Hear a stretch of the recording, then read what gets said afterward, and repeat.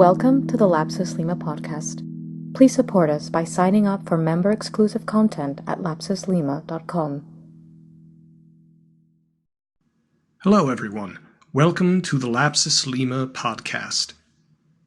Several years ago, when I was completing my PhD coursework, I had the wonderful opportunity to visit Sussex, England, and speak with Christopher Alexander and his wife, colleague, and co-author, Maggie Moore Alexander. Little did I know at the time that I would be working with them now on this Building Beauty program. So here we have a conversation with Maggie about Chris's ideas, her own experience, and work with him, and what we are going to be doing going forward. I'm Christopher Alexander's wife. I've been working with him for about 14 years. I'm not an architect. I have learned as a layperson from his writing, from working with him on projects, from talking with people in many different circumstances, people around the world at this point as we begin to develop the Naples program.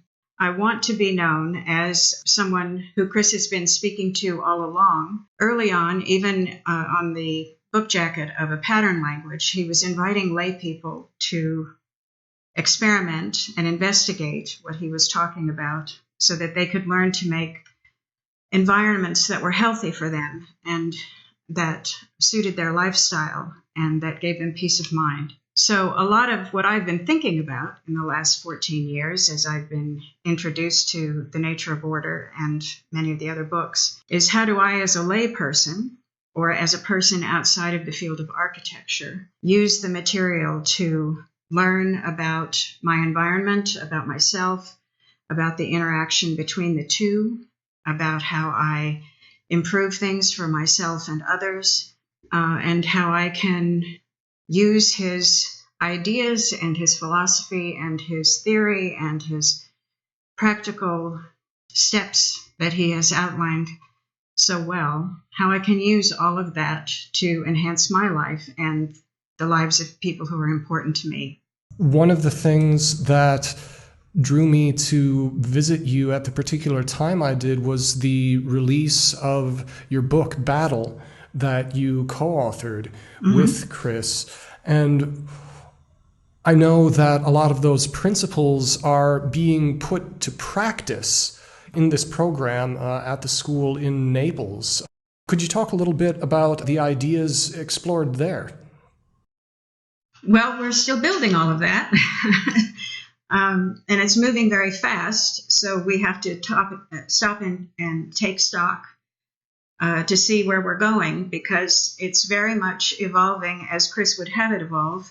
That is, it's unfolding, and we watch what's happening. We evaluate it in terms of the founding principles that are listed on the first opening page of the website, and make sure that we're working according to that plan. And we watch what happens and consolidate and then move to the next step. Just for the benefit of the listeners, what are those founding principles? Well, there's 13 of them on the opening page of BuildingBeauty.net. And we've employed them from the very start, from the first moment that Sergio came here with the idea of working with the university in Naples to create a program that would serve both science and the humanities.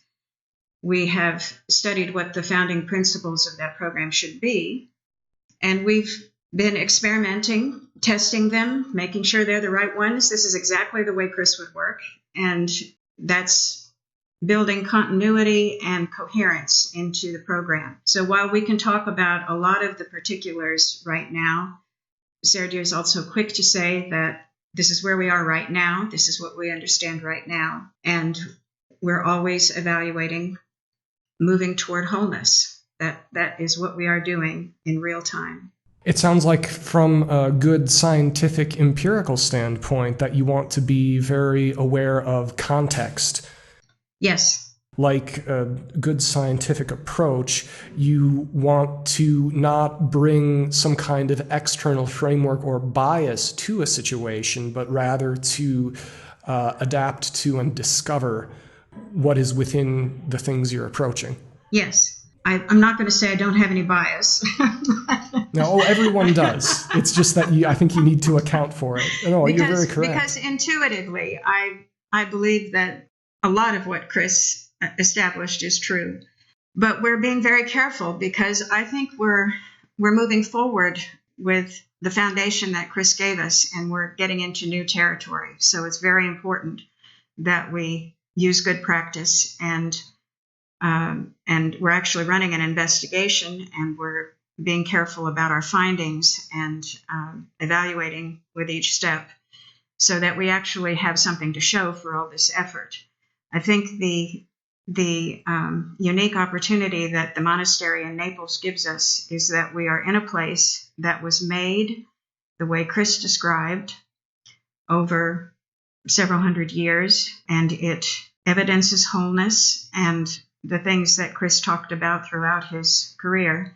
And it does so in a way that is very loud, very apparent and reinforcing, and it gives us an opportunity to experiment further with what he meant by wholeness and beauty. I think he used the terms wholeness and beauty interchangeably in his writing and in my speaking with him as well. One of the intriguing things that has happened as we've been working on this over the last year is that I'm finding, as I talk to people who've been involved in his work from the very beginning, the 1960s, and throughout the last 40 years, the topic of beauty was not so on the table. It was for Chris. He tells me he's been thinking about it all his life, and the things that we're coming up with now are things that he wanted to express all that time. But in conversation and in the work with people throughout his career, it never got to a point where it was well articulated or defined or understood. And the great privilege that I think we have now is to build on the foundation that he's given us and to continue to pursue that investigation. So when you say, what are we going to study in Naples? We have a lot of elements that we've identified, like the patterns in a pattern language, the 15 properties of generating life that he elaborated on in The Nature of Order. And we know that he taught us a lot about needing to be connected to the work through ourselves and through communities. So we have those ideas to work from and experiment with, and we hope very much to begin to elaborate on a science of beauty that is certainly about wholeness, and we might discover other things as well. So we're very open in terms of where we think we're going. We have a beautiful place. We have a very strong theory and a whole lot of practice that substantiates that theory. And we feel a responsibility to carry that forward and see what else we can discover. Certainly. I mean, one of the things that has really impressed and excited me about what we're going to be able to achieve here is the chicken and egg problem that has been that anyone who's wanted to create architectural form via this kind of unfolding process of generating beauty in the way that nature generates beauty, instead of trying to come up with an external plan that you execute, instead of having something amenable to a factory process. Right.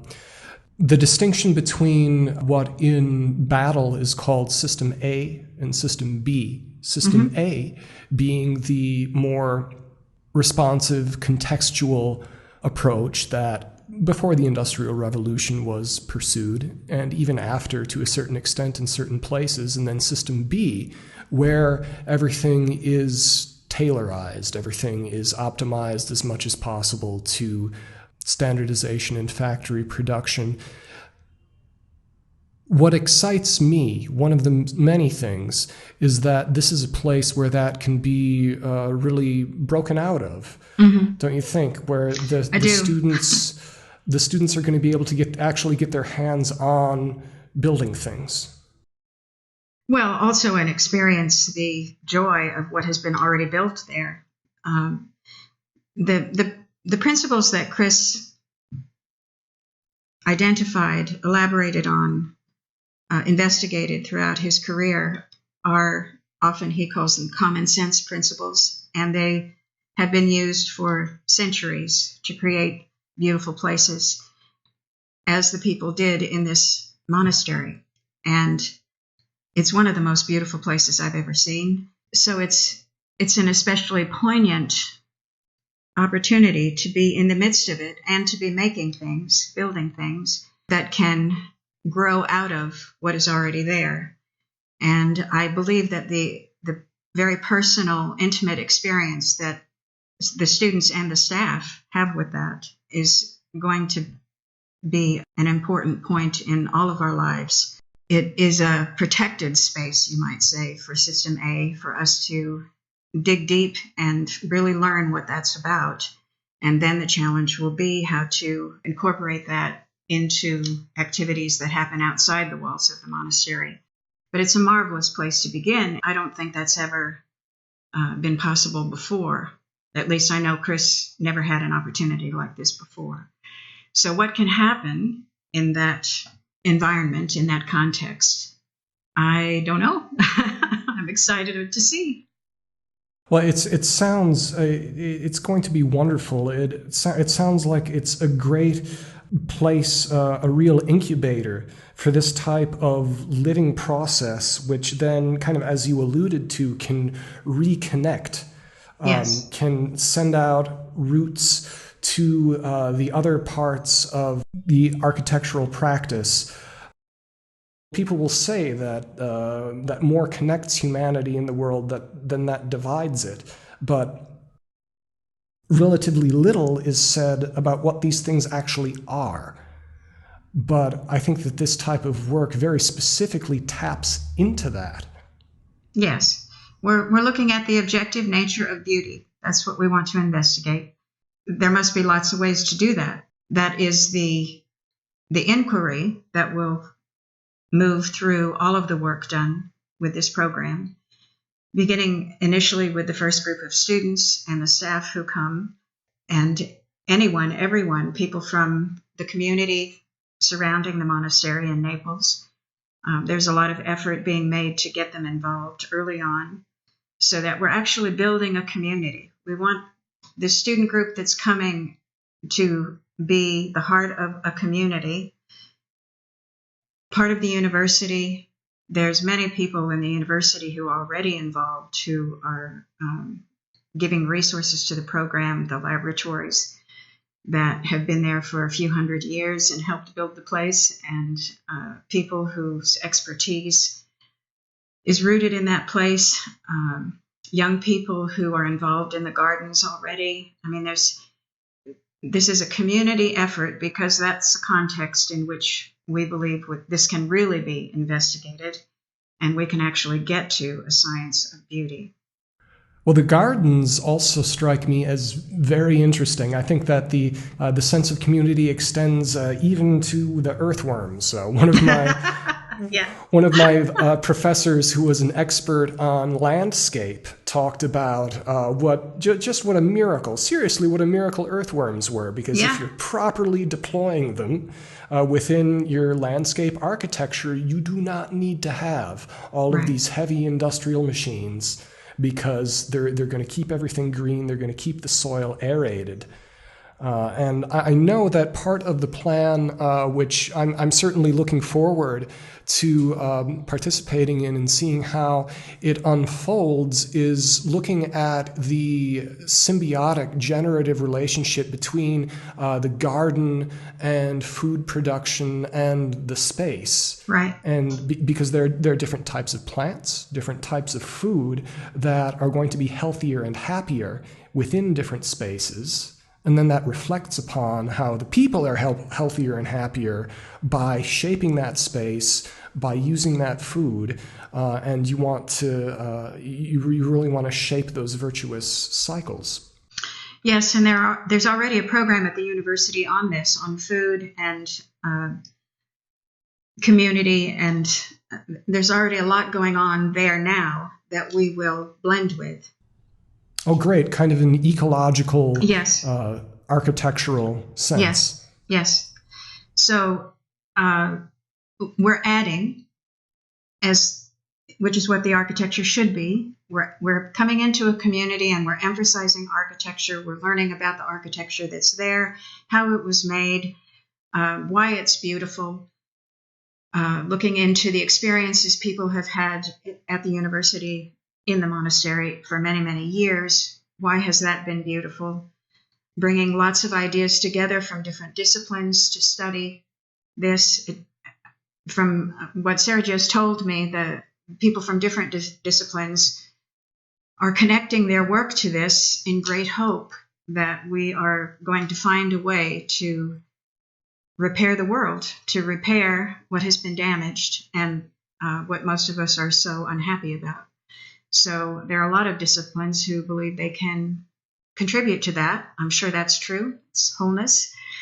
And the investigation will be run on many fronts. That's the idea. That's the program.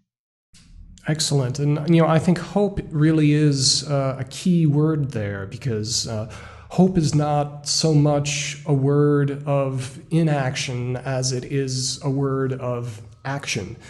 And I think it's very important now, where people can feel very disillusioned or very frustrated with events and directions. And when you look at something like this, you can realize that, yes, that there are ways that people can have direct control over quite a lot that's going on in the environment, quite a lot that's going on in their world, and that enough people coming together does create momentum. And I think this is going to hit the ground running with that. I hope so. I have a feeling too that there's a lot of readiness for this right now, and the way the whole thing has unfolded has taken us by surprise. Tremendous amount of support from unexpected quarters, and students expressing an interest in being there. And in my own heart, I need it. So I'm thinking this is a good time, and we have a marvelous place. Many, many wonderful people coming together. It's just, if I had tried to figure out what would be the best thing to happen, I wouldn't have been able to come up with this scenario. It's quite remarkable. Yeah, it's fantastic, and I'm certainly happy to be a part of this with everyone here. If people want to get in contact with everything and find out more, how do you think they should go about that? Well, if you go to BuildingBeauty.net, you're introduced to the principles of the program. There's a lot of information there, a lot of links. You can contact any of us who are listed there. Depending on who you'd like to speak to, you get in touch and we'll find a way to talk with you. We're very interested in talking with people who are interested in coming forward. All right. Well, Maggie, thank you so much. This was delightful to speak about this, and I know there are going to be many more developments on this as it progresses. Thank you, David. Appreciate all your work on it, too.